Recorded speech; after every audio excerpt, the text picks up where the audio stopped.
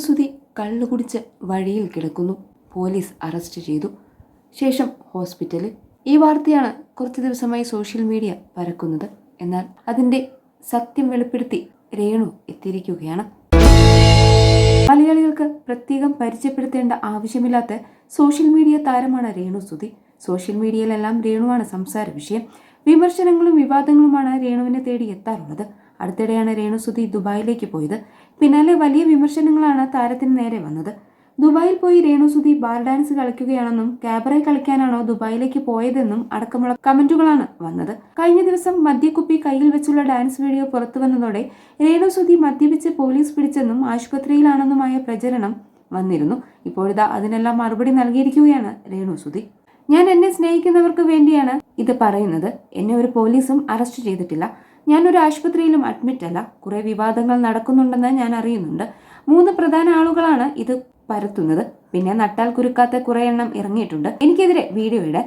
ഇവരെയൊക്കെ വീടിന്റെ മുന്നിൽ എഴുതി വെക്കണം.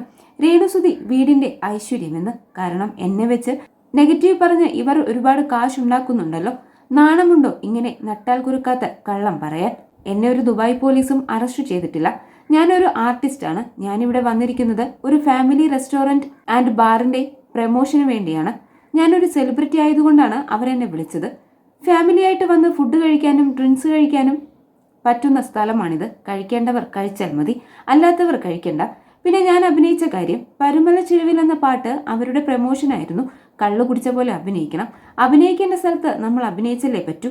ഞാൻ ഇതിനു മുമ്പ് അഭിനയിച്ചിട്ടുണ്ടല്ലോ, അതുപോലെ അഭിനയിച്ചതാണ്. അതിന് ഞാൻ കള്ളു കുടിച്ചു, വെളിവില്ലാതെ വഴിയിൽ കിടന്നു, ദുബായ് പോലീസ് അറസ്റ്റ് ചെയ്തെന്നും ആശുപത്രിയിൽ അഡ്മിറ്റാക്കി എന്നൊക്കെ പറയുന്നു. അതിനൊപ്പം ഒരു ഫോട്ടോയും കൂടിയുണ്ട് ഇഞ്ചക്ഷൻ എടുത്ത് ഞാൻ കിടക്കുന്നത്. അത് കണ്ടപ്പോഴാണ് എനിക്ക് പ്രതികരിക്കാൻ തോന്നിയത്.